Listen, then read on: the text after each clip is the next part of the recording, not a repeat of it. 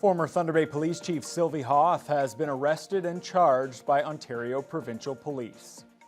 Good evening and thank you for joining us. The OPP have laid several charges against Hoth, including breach of trust and obstruction of justice. She's now the third former member of the Thunder Bay Police Service to be charged as part of this investigation. Vasilios Bellos is following the story, and Vasilios, the OPP probe dates back to 2021. That's right, Haley. It was launched in response to misconduct allegations by members of the Thunder Bay Police Service, including Hoth. The former chief, who, according to the OPP, now lives in Ottawa, faces 4 total charges and will appear before the Ontario Court of Justice next month. Multiple criminal charges against the former head of the Thunder Bay Police Service. Following an Ontario Provincial Police investigation, Sylvie Hoth, who served as Thunder Bay's police chief from 2018 until 2023, has been arrested and now faces 4 criminal charges. That includes 1 count of obstructing a public or peace officer, another count of breach of trust by a public officer, and 2 counts of obstruction of justice. The OPP investigation was launched in December of 2021 after the Ministry of the Attorney General called for a look into potential misconduct in the service. Hoth faced separate misconduct allegations which were subject to Police Service Act hearings, but that hearing never took place, as Hoth retired in 2023. She's the 3rd former service member to be charged in the investigation. Earlier this week, former police lawyer Holly Walborn was arrested and now faces 5 criminal charges. The other former member charged in the investigation was Staff Sergeant Michael Diminy. That happened in December. Hoth has been released from custody and is scheduled to appear before the Ontario Court of Justice in Thunder Bay on May 7th. Police Chief Darcy Fleury provided a statement after news of Hoth's arrest, saying the service fully cooperated in the investigation and is committed to fulfilling its duties and responsibilities. Fleury went on to mention he hopes the community will not allow this investigation to overshadow the ongoing dedication and quality of service provided by Thunder Bay Police, which continues on a path to learn from its past. The Thunder Bay Police Board also provided a statement thanking the OPP for the investigation, while saying current police leadership is focused on the implementation of various recommendations and upholding the highest standards of policing. Board Chair Karen Machado and Police Chief Darcy Fleury are expected to speak to media about the investigation on Monday. Vasilios Bellos, TBC News. Local pride groups met with high-level Thunder Bay police officials last night in an effort to improve the relationship between law enforcement and the 2S LGBTQIA+ community. The meeting comes at an important time with hate incidents on the rise. Joe Sadowski reports. It's an attempt to build trust between police and members of a community who fear for their well-being. A lot of people don't feel safe. We're hearing that across the board, bomb threats, death threats. Police Chief Darcy Fleury and Deputy Chief Ryan Hughes attended a discussion with local members of the 2S LGBTQIA+ community. It comes at a time where there's a rising number of threats of violence and hate incidents against the group. That includes a recent bomb threat against the Mary J. L. Black Library during a drag show. It turned out to be a hoax, but still caused significant distress. This isn't going to be a sprint. We've got a lot of work to do. Chief Fleury calls the meeting a good first step, but he recognizes that there's still a long road ahead. Fleury says accountability moving forward is vital to improving the relationship. To work with this community to ensure that they're feeling safe and that they feel like they can trust the police and come to the police with with ideas that we can make it better. We're going to track how we're doing to see if we're improving. They haven't really had the chance to be heard, nor has the police services had the chance to listen with open ears yet. Thunder Pride Chair Scotia Copey says it was the first real opportunity to have this discussion.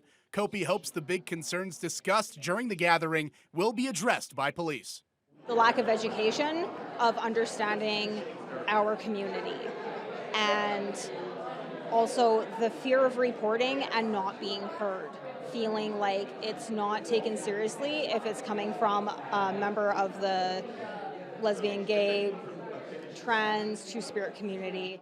Speaking to those who attended the session, there was some optimism, but recognition concrete action is desperately needed. Police chief didn't seem to respond with any sort of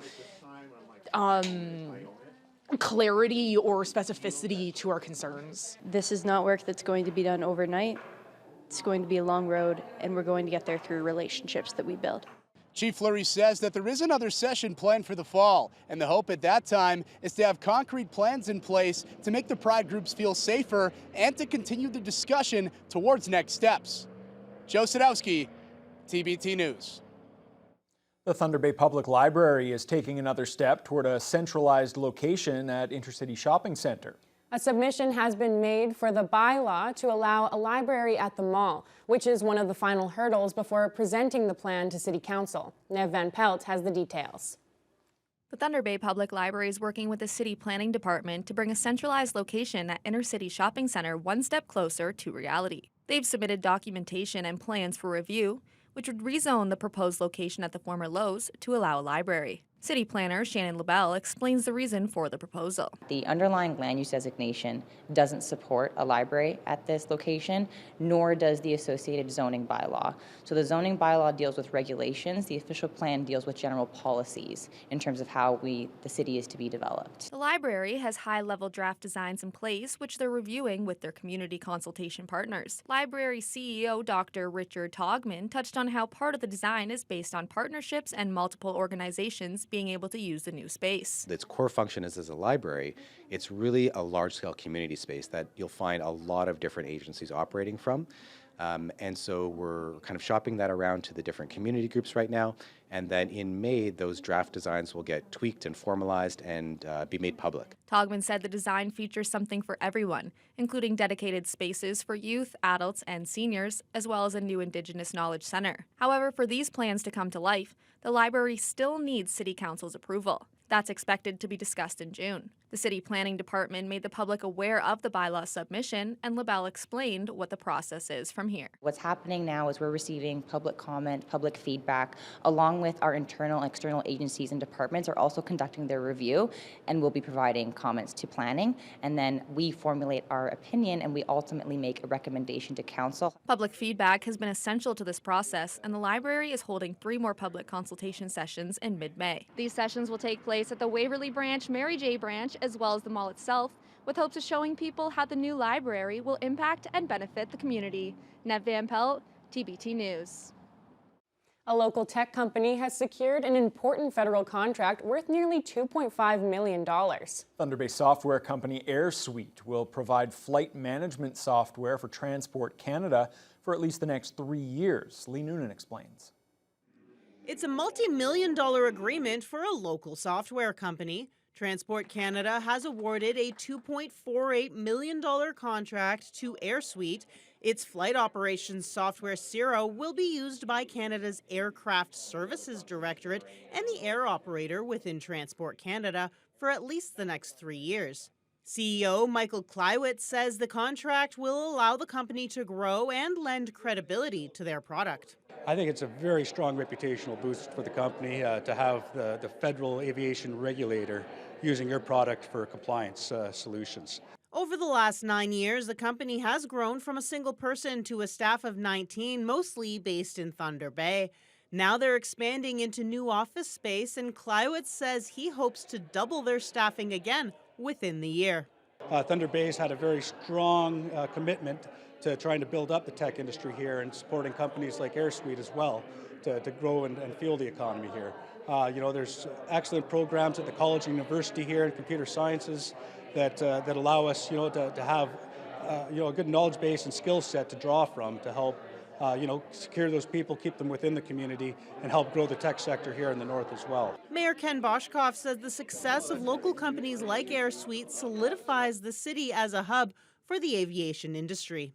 It all reinforces each other, whether it's our technology hub, the university, the college, the graduates coming out, and the students coming here and seeing how many opportunities there are. So people, this is the real thing. Both Boshkoff and Klywitz say the sky's the limit for the tech industry here in Thunder Bay. Lee Noonan, TBT News. Housing has become perhaps the top priority for the Ford government. It's also invested significantly in the production of electric vehicles in this province. But there won't be a requirement for builders to marry those two issues. As CTV's Siobhan Morris tells us, EV plug-ins won't be made mandatory for new home builds. Just plug it in. It's the most convenient way to power up an electric vehicle, a charger right where you park at home for the night.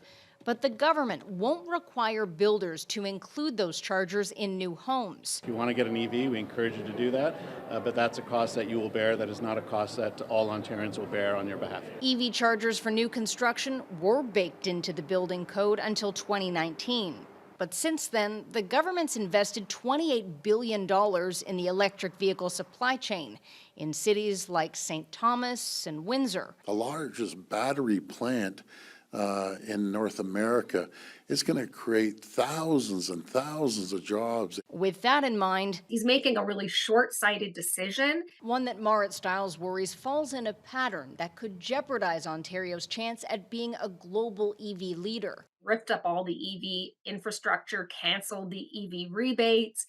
Right now, I'd say he's kind of letting down a lot of workers in Oakville by being missing in action.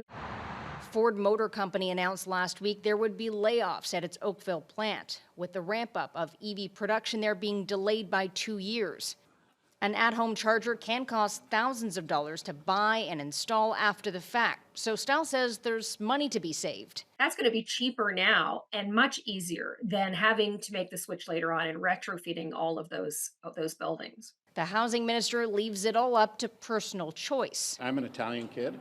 And every Italian, when I was growing up, we wanted to have a stove in the garage because we did a lot of cooking in the garage. I didn't expect the builder to do it. We just paid for it ourselves. Siobhan Morris, CTV News. Healthcare organizations across northwestern Ontario are hosting their annual Papapalooza campaign this month. It's meant to increase awareness about cervical screenings and encouraging people to book a Pap test. The test can be scheduled with nurse practitioners and family doctors across the region. The screenings are potentially life-saving as they're able to detect cervical cancer early. With sites all across northwestern Ontario, the goal is to screen as many women as possible. In northwestern Ontario, our Pap screening rate is around 60%, and we should be a lot higher than that in order to prevent cervical cancer.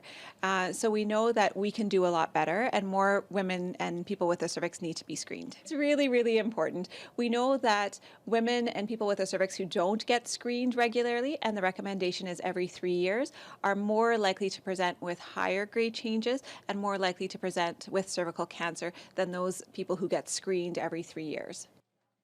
Papapalooza is running until April 30th. For more information, you can contact Screening and Prevention Services at the Thunder Bay Regional Health Sciences Center. All right, let's turn our attention to the weather now. Fiona, we had some double-digit temperatures out there again, but it was really the wind that was the story for some people out there today. You had to hang on to your hat. Definitely, and here in the studio, we could hear it whistling. We still can at this hour. That's because the winds were gusting from the northwest. Most of the day started out light, 16 kilometers per hour, but this afternoon at times gusting up to 50 or more. Now, that came with very mild temperatures, a low of 4, a high of 11, well above the norm for this time of year, despite mostly cloudy skies.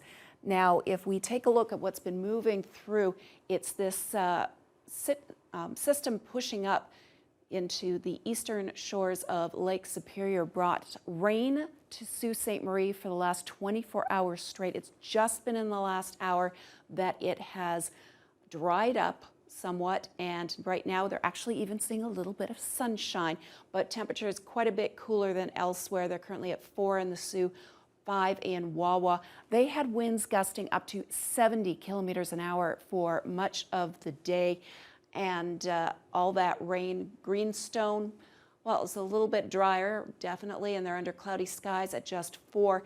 Their winds were slightly lighter, gusting up to about 50 kilometers an hour. And then you head westward into the region. You see the temperatures start to rise. The winds were a lot lighter, had a little bit more sunshine, ranging from partly to mostly cloudy skies in the high singles to low double digits. Now, here in the city of Thunder Bay tonight, we're going to drop down below the freezing mark to -1. We will see some clearing this evening, and then those gusty winds still hitting 50 at this hour will be tapering off overnight after midnight. Heading into the weekend, there's still, unfortunately, another shot at some showers, which is not necessarily great news if you had outdoor plans for the weekend, but that's just a start. By Sunday, things are going to start to warm up, and it's going to be a lot drier, which is going to continue as we begin our new work week. But you definitely don't want to put your umbrellas too far away because there is more rainfall in the forecast. But again, at this time of year, not necessarily a bad thing. No, absolutely. Those April showers bring May flowers, as Absolutely. the old adage goes, so we will take that. All right, thanks a lot, Fiona. Let's turn our attention to national news now. Prime Minister Justin Trudeau unveiled his government's national housing plan today, a plan that the government says is the most comprehensive in decades. We'll bring you details on that right after the break. It's a plan to build housing, including for renters, on a scale not seen in generations.